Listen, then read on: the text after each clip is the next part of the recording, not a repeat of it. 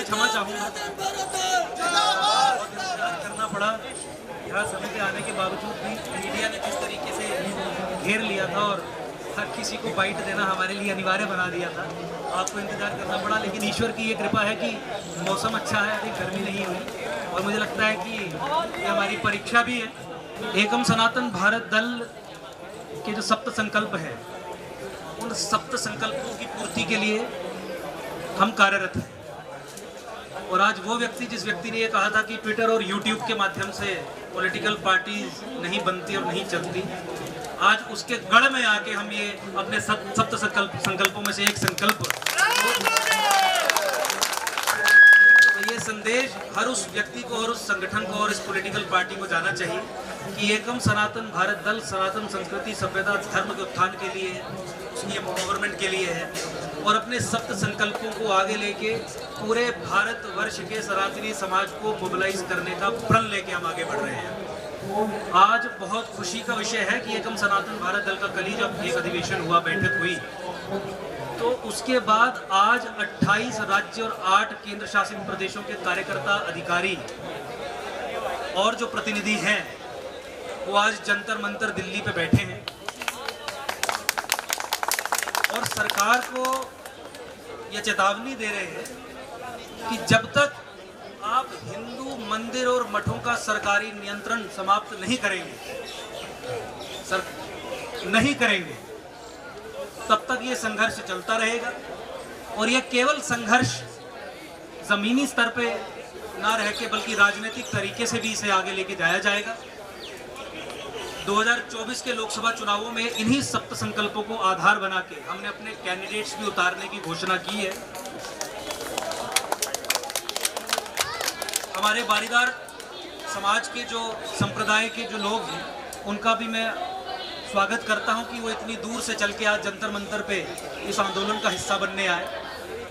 और बारीदार समाज के जो प्रतिनिधि श्याम सिंह जी हैं, उन्होंने अपनी स्पीच के दौरान एक वीडियो आपको सुनाई थी। वो जो वीडियो थी, उस वीडियो में कहा जा रहा था 2014 में कि हिंदू मंदिर और मठों का सरकार ने जो असंवैधानिक और गैर कानूनी तरीके से नियंत्रण हासिल किया है, बारीदार संप्रदाय के लोगों, उस नियंत्रण को मैं खत्म करूंगा। और आपने आवाज से पहचान ही लिया होगा कि हिंदू विषयों पे ठगी का काम करने वाला वो ठग कौन था।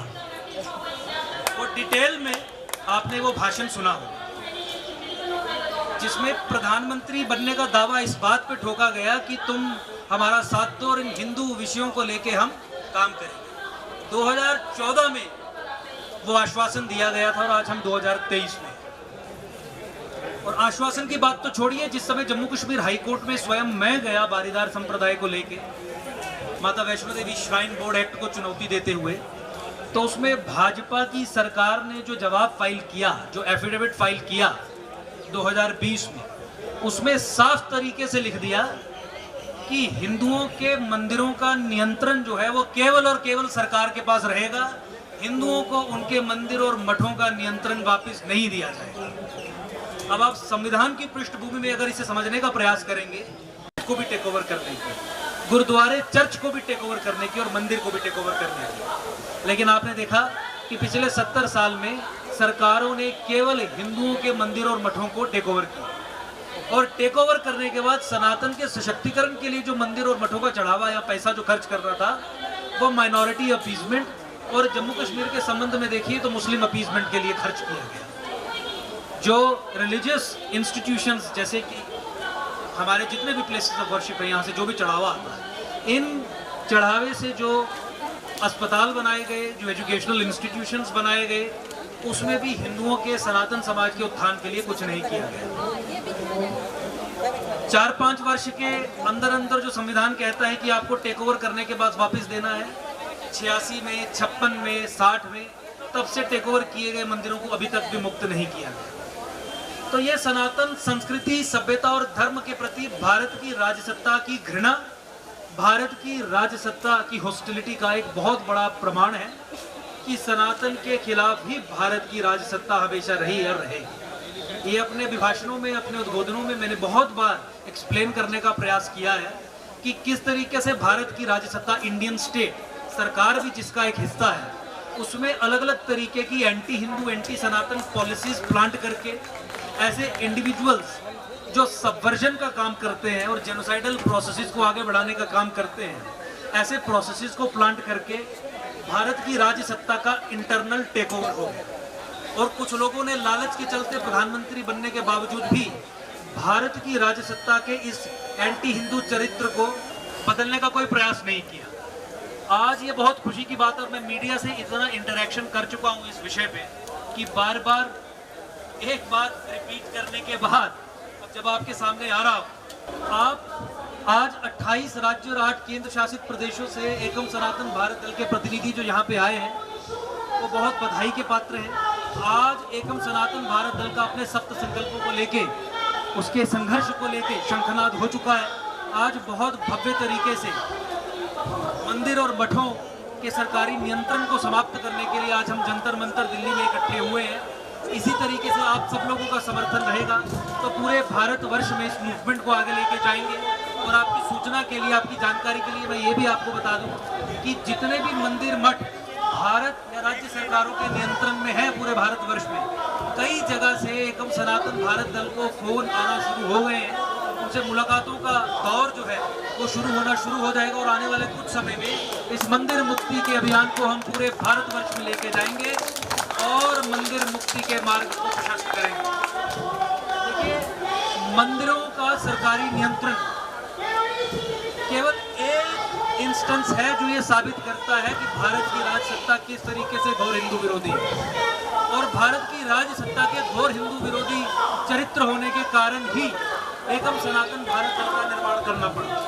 और एकम सनातन भारत दल के सप्त संकल्प जो है, उन्हीं को लेके हम 2024 का लोकसभा का चुनाव भी लड़ेंगे और आने वाले समय में इन्हीं सप्त संकल्पों को आधार बना के हम 2024 के लोकसभा चुनावों में उत्तर से दक्षिण और पूर्व से पश्चिम तक शामिल होंगे।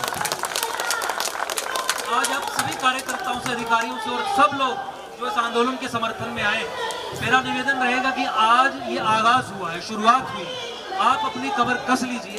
अब तमिलनाडु भी चलना है, कर्नाटका भी चलना है, असम, मणिपुर, मेघालय भी चलना है, गुजरात भी चलना है, जम्मू कश्मीर, हिमाचल प्रदेश, पंजाब में भी चलना है। तो इस संकल्प की पूर्ति हेतु कमर कसने की आवश्यकता है। मैं आप सबसे निवेदन ये करता हूँ कि मिलके आगे चलेंगे तो इन सप्त संकल्पों को भी साधेंगे। अब पीछे नहीं हटना। सरकार जिस तरीके से सनातन के खिलाफ आज तक काम करती आई है, आज एकम सनातन भारत दल का एक एक व्यक्ति इस कंक्लूजन पे पहुंचा है कि जो एग्जिस्टिंग पॉलिटिकल पार्टीज हैं वो हिंदू रेनेसांस या सनातन के सशक्तिकरण का एक वेहिकल नहीं है। एकम सनातन भारत दल ही ऐसा एक ऑप्शन है, एक ऐसा विकल्प है जो 2024 में पार्लियामेंट में ऐसी आवाजों को भेजेगा जो सनातन के सशक्तिकरण की बात दमखम से वहां पार्लियामेंट में करेंगी और सनातन की लिबरेशन और एम्पावरमेंट का मार्ग प्रशस्त करेंगी। आज शांतिपूर्ण ये धरना हुआ। आज हमने स्वयं साइन करके एकम सनातन भारत दल के सभी कार्यकर्ताओं की तरफ से राष्ट्रपति को ये ज्ञापन सौंपा है और राष्ट्रपति को ये कहा है कि आप अपनी सरकारों को, चाहे वो केंद्र की सरकार हो चाहे वो राज्य की सरकारें, उनको आदेश दीजिए कि हिंदुओं के प्रति, सनातन समाज के प्रति इस विरोधी अपने एजेंडा को, अपने एटीट्यूड को छोड़े और हमारा जो एक सप्त संकल्पों में से एक सप्त संकल्प हिंदू मंदिरों और मठों का जो नियंत्रण छोड़ने की बात है उसे तत्काल प्रभाव से क्रियान्वित करे। और मुझे बताते हुए आपको ये बहुत खुशी भी हो रही है कि ये जो हमारा ज्ञापन है, हमारा जो मेमोरेंडम है, वो राष्ट्रपति प्रेसिडेंट के ऑफिस तक पहुंच चुका है और उसकी रिसिप्ट भी हमें यहाँ पे भी 5-7 मिनट में मिल जाएगी, उसकी कंफर्मेशन आ गई है। तो मेरा आपसे यही निवेदन है कि इस मूवमेंट को ढीला नहीं पड़ने देना है। ये लगातार चलने वाला एक प्रोसेस है। अपने सप्त संकल्पों की पूर्ति के लिए हम दमखम से आगे बढ़ेंगे, सरकारों के खिलाफ जंग छेड़ेंगे। किसी ने कहा कि आप जंतर मंतर पे परमिशन लेके आइए, हमने कहा इस काज के लिए अगर परमिशन के बिना जबरदस्ती भी घुसना पड़ेगा तो जबरदस्ती भी घुसेंगे और हमने नहीं तैयार। आज से 24 घंटे पहले तक परमिशन पे कुछ क्लैरिटी नहीं थी। उसके बावजूद भी हमने सबको कहा कि नहीं, जंतर मंतर पे जाके ही करेंगे। ये सप्त संकल्प वो नॉन नेगोशिएबल चीजें हैं कि परमिशन न हो या ना हो, जब इस सप्त संकल्पों को आधार बना के लड़ने की उद्घोषणा कर दी तो फिर सीने पे लाठियां गोलियां सब खाने के लिए हम तैयार रहेंगे और इन सप्त संकल्पों की पूर्ति करेंगे। मैं आपका बहुत बहुत धन्यवाद करता हूं, इतनी भारी संख्या में आप यहाँ पे आए। आज ईश्वरीय कृपा रही कि मौसम भी अच्छा है और अच्छा रहा, और ये शुभ संकेत जो है शुरू से ही एकम सनातन भारत दल के लिए हमेशा से ईश्वर ने दिए हैं। सनातन संस्कृति, सनातन क्रांति का उद्घोष जो हरिद्वार से एकम सनातन भारत दल के कार्यकर्ताओं ने किया था, वो चलते चलते द्वारका और द्वारका के बाद आज यहाँ पे जंतर मंतर पे पहुंचा है। मुझे लगता है कि आने वाले बहुत कम समय में पार्लियामेंट में भी, सत्ता के गलियारों में भी और ग्राउंड पे भी एकम सनातन भारत दल जो है वो सनातन क्रांति को उसके लॉजिकल कंक्लूजन तक ले जाएगा। बहुत बहुत धन्यवाद।